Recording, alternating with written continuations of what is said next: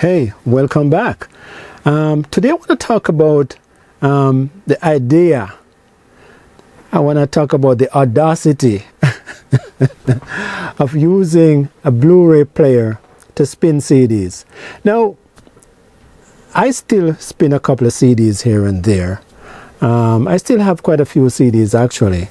I would say maybe about 5 years ago, I ripped most of my CDs and I have them all on a hard drive as digital files.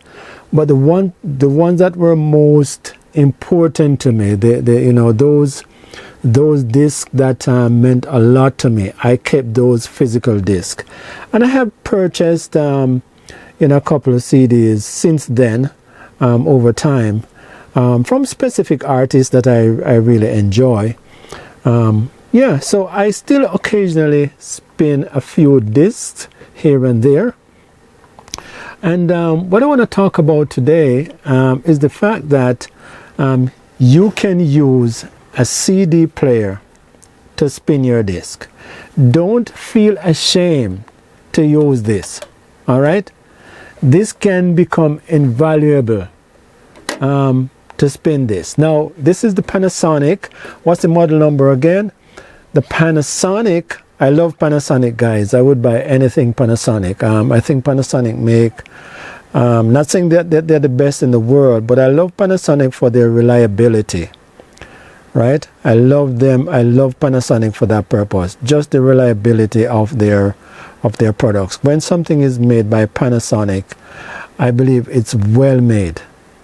You know, it's well made. Their products are long lasting, they are sturdy, they just work, you know. So this is the Blu-ray disc. This is the DMP BD60. It's very good. We're a very good player. I had this and I sold it and I purchased it again. Now it's not a 4K player. This is quite old actually. I'm looking at the manufacturing date and it says March 2009. Whoa, so that's a long time, more than a decade.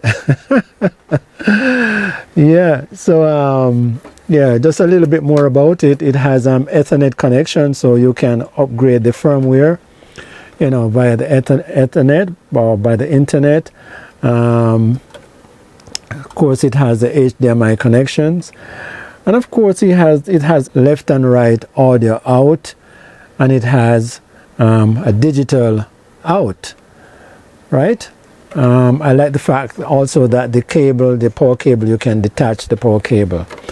So I had this in my system, you know, playing Blu-rays, but I also have another Blu-ray player. Actually, I had a Sony, the X700, I think, and I sold it. So I don't have a 4K player at the moment, but I still have a couple of Blu-ray players around the place here. One that I mainly use for streaming, and one that I use for to play disc. All right, but so I have this one in my audio rack. I keep this Panasonic in my audio rack, and part of the reason why I like this Panasonic here is because it has a front display. Now, there's another video on my channel about, you know, front displays going missing. Just turn off this thing here. I have a little heater running here, and it's making a lot of noise. I hope my microphone is not picking it up. Yeah, so back to the issue of front displays. I notice a lot of these devices, Blu-ray players especially, for some reason the manufacturers, they have decided not to do the front displays anymore. And so yeah, you know, they're few and far between right now when it comes to having a front display, just to give some status, you know, the status of a disc that is playing, you know, time remaining, that kind of stuff, you know, track number and that kind of stuff. So like I said, this is a Blu-ray player. It's not a CD player, but I use it for CD playback, right? And some of the benefits of using a Blu-ray player, you know, just think about it logically. A lot of people are actually getting rid of these players, by the way, because everyone seems to be streaming, you know. But for those of you who are holding on or who have held on to your Blu-ray player, never discount the fact that they are also good audio players, right? So, you know, one of the benefit, the more, you know, how should I say it? Essentially what I'm saying, most people already have a Blu-ray player. That's what I'm driving at. We already have one in our homes. You know, if you haven't, you know, sold it yet and have moved to streaming, and it's there, right? So there's the convenience and the simplicity of having a Blu-ray player or having a device that can spin Blu-ray disc and CDs. You already have one, so might as well, you know, try it for music if you want to spin a couple of CDs here and there and you don't have a dedicated CD player. All right. The other thing about these things is that they are backward compatible. So apart from the fact that they play Blu-ray, you know, they play Blu-ray discs, obviously we are talking about CDs today, so they can play CDs, of course. Some of them can play super audio CDs. I had a Sony here that could play SACD. I don't know why I sold it. Now I regret, even though I don't own an SACD. Some of them can, you know, if you have any old burned CDs around the place that you really love and you haven't gotten rid of, these will play them, right? They all have, in many cases, they all have. I'm going to stick my neck out and say they all have a digital output, right? And in this case, this one has just an optical output. Yeah, just an optical output. And what this does, if you don't want to use the analog output on the back, you know, the analog outputs on the back, what the optical does, it bypasses the you know, the DAC inside of this, because the DAC inside of these are not the best digital to analog converter. That's the meaning of the word DAC, DAC. And so, you know, you can connect this to something with a better DAC, probably your, you know, a 2-channel amplifier, a 2-channel integrated amplifier, or maybe even a high-end home theater receiver which has a better DAC, something that can play higher resolution files. Yeah, so, you know, you can bypass the DAC in this by outputting a digital signal into another device which has a better DAC inside. So that device will do the, you know, the processing, right? So that's one benefit of having a digital out on these things. Some of them do a little bit of upscaling. You know, I'm talking about audio now. A little bit of, I mean, nothing significant. Some of them might make your CDs play better, but nothing significant. You know, yeah.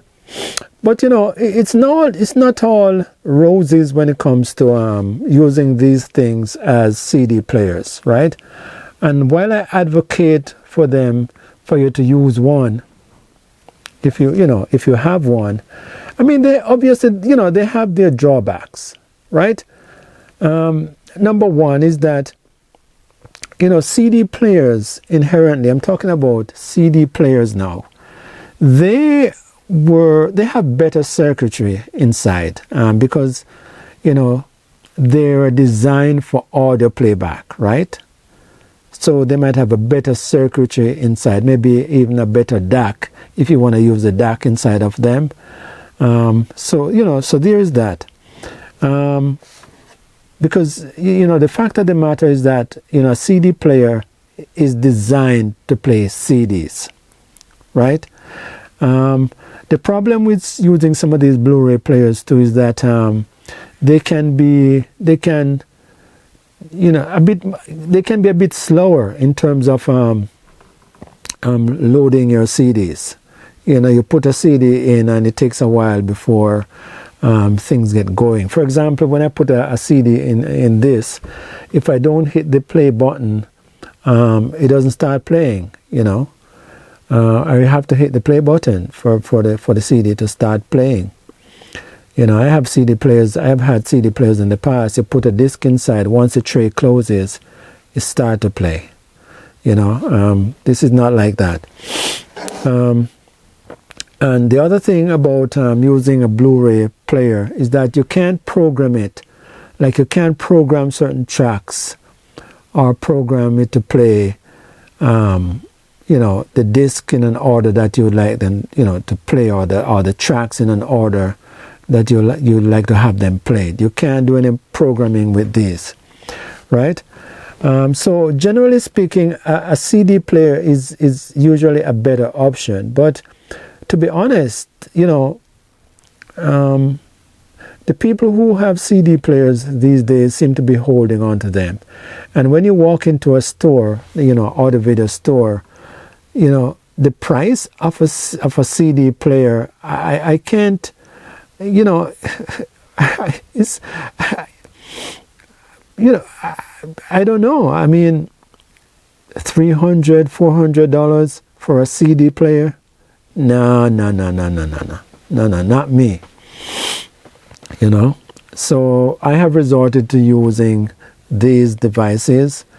They sound good enough to my ears, right? To play back CDs. So don't discount these. Don't throw them out, guys. Don't throw them out. They're good audio. They're good for audio playback. They play CDs, they play DVDs, they play Blu-ray. Some of them even have streaming apps built in, right? But generally speaking, these are decent enough to spin a couple of discs here and there. I mean, for the most part, a lot of us are not playing a lot of CDs like we used to. So for the occasional time when we need to play a disc, these are quite handy. They're quite useful, So this is what I have in my rack, and it's connected to my Yamaha integrated amp. I'm taking the digital out because I prefer the DAC in my Yamaha, integrated, and that's how I listen to a disc. And the dynamics are good. The bass is punchy. It's just awesome. There's something about this player, to be honest with you.